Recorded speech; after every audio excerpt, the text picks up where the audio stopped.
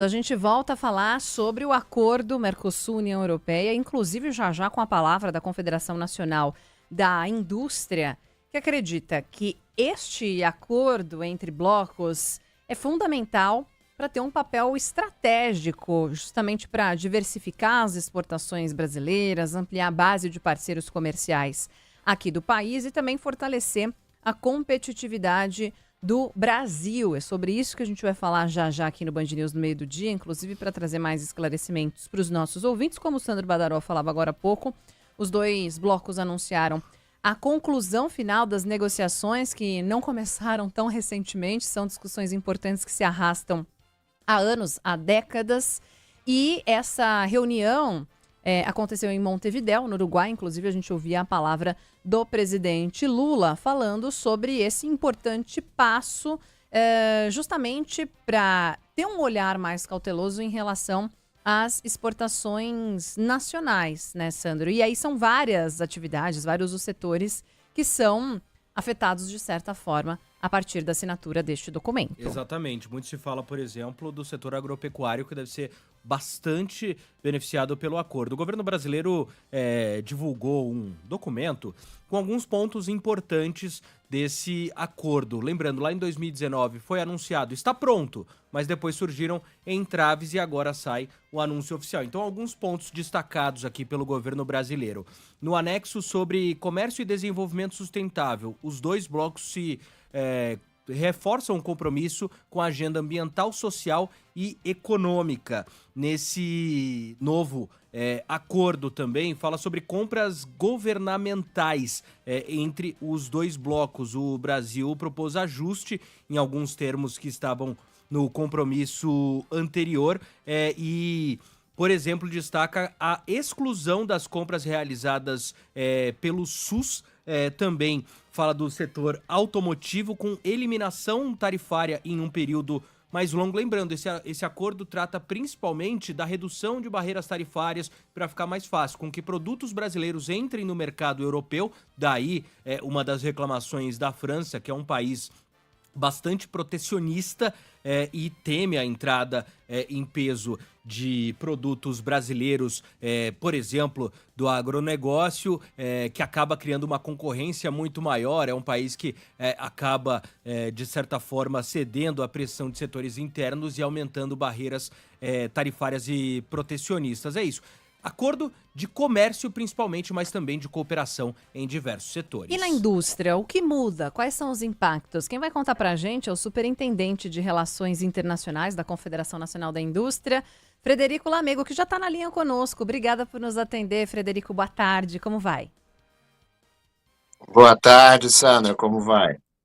Bora lá trazer a repercussão desse acordo para o Mercosul com a União Europeia. De que forma a Confederação Nacional da Indústria enxerga essa assinatura? Quais são os impactos na prática para o setor da indústria?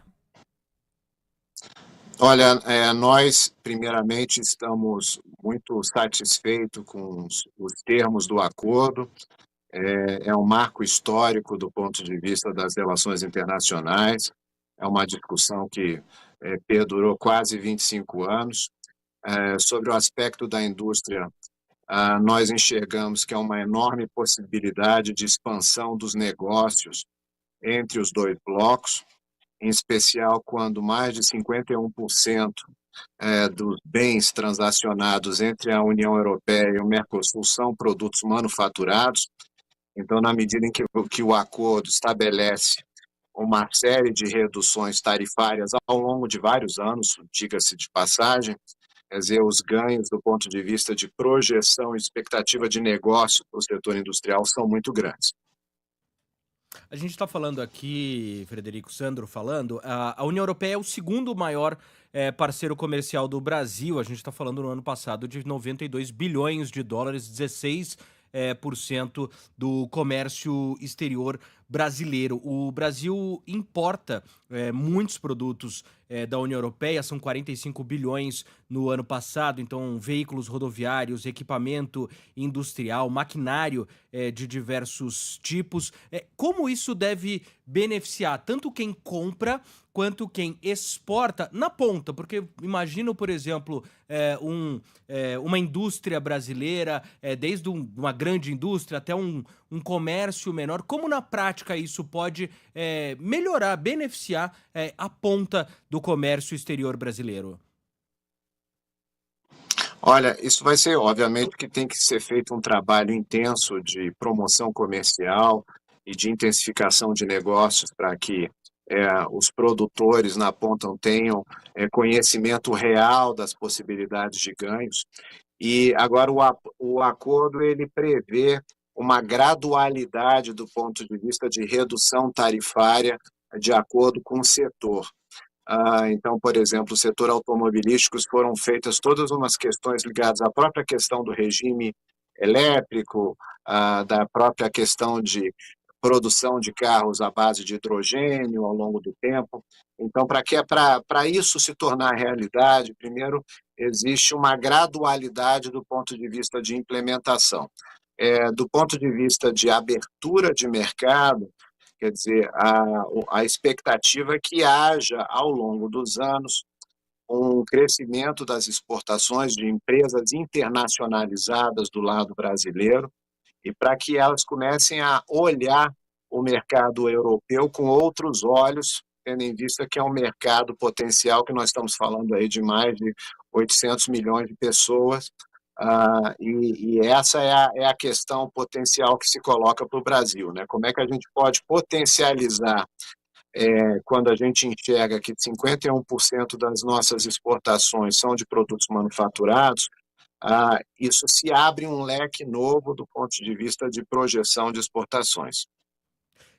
Aí a gente falou da ponta do lado de quem compra, quem vende, mas aí falando da ponta do lado do consumidor, você citou o setor de veículos, por exemplo. A gente sabe que a questão dos veículos tem uma série de fatores que tornam o Brasil um país onde o dito carro popular é um pouco mais caro, ou muito mais caro do que em outros países. Aí falando de carros, outros produtos, ao final, a expectativa, existe a possibilidade de que esses produtos aqui no Brasil fiquem mais baratos para o consumidor final?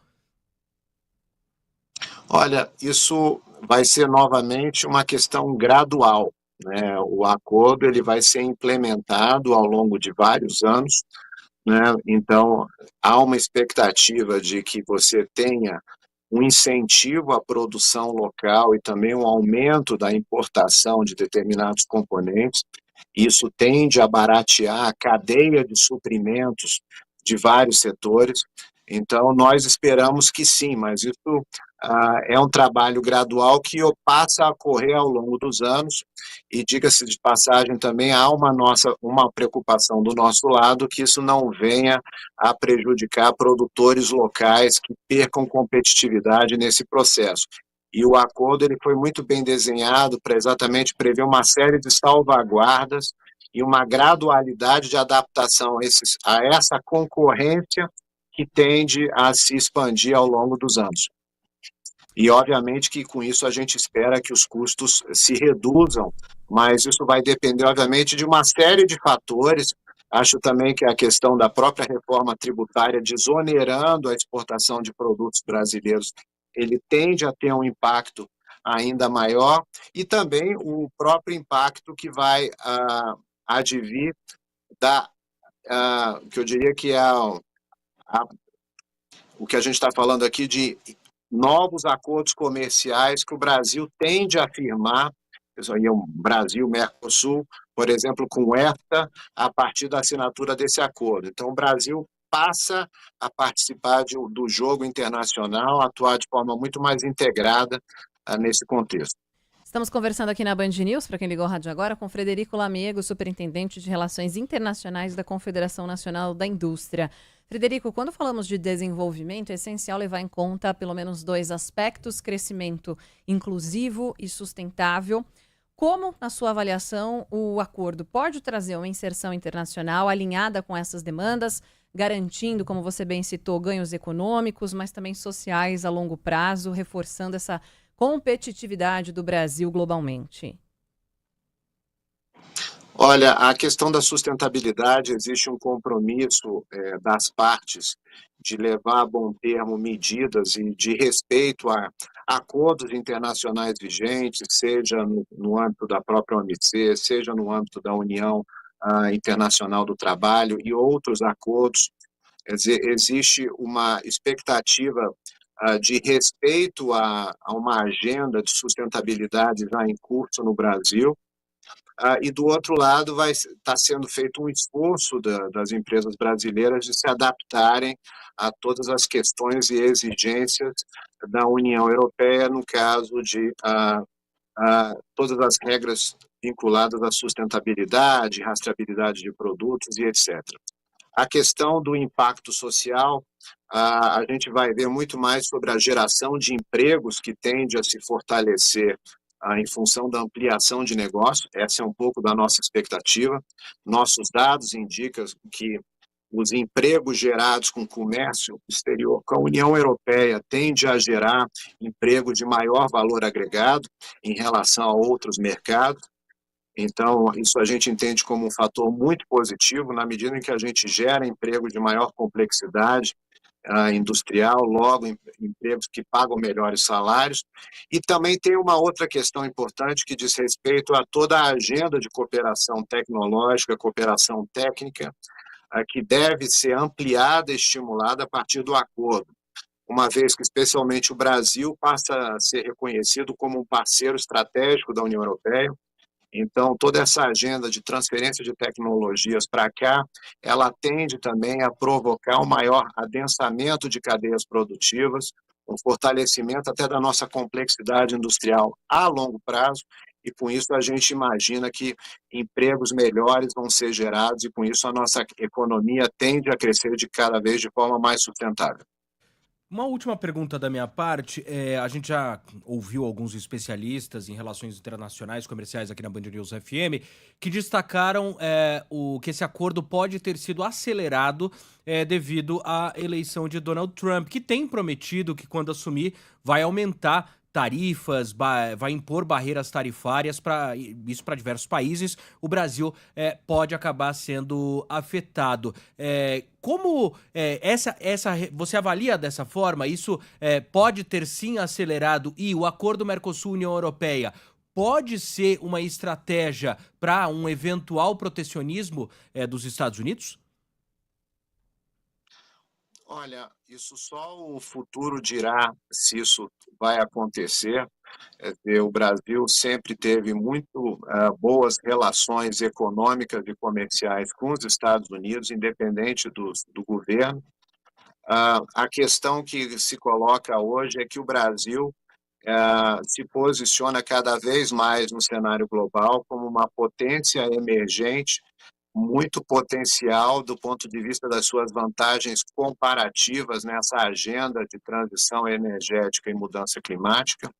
E na medida em que os europeus enxergam dentro dessa disputa geopolítica o Mercosul como um grande mercado potencial, todos esses fatores são levados em consideração. Então, para um país como o Brasil, o nosso interesse, obviamente, é alavancar e potencializar o maior número de agendas positivas que venham a potencializar e atrair novos investimentos e promover uma agenda de desenvolvimento industrial sustentável. Muito bem, agradecemos demais a participação aqui na Band News FM do Frederico Lamego, superintendente de Relações Internacionais da CNI. Obrigada pela gentileza de nos atender. Bom trabalho, até uma próxima. Obrigado, Débora. Obrigado, Sandro. Que agradeço.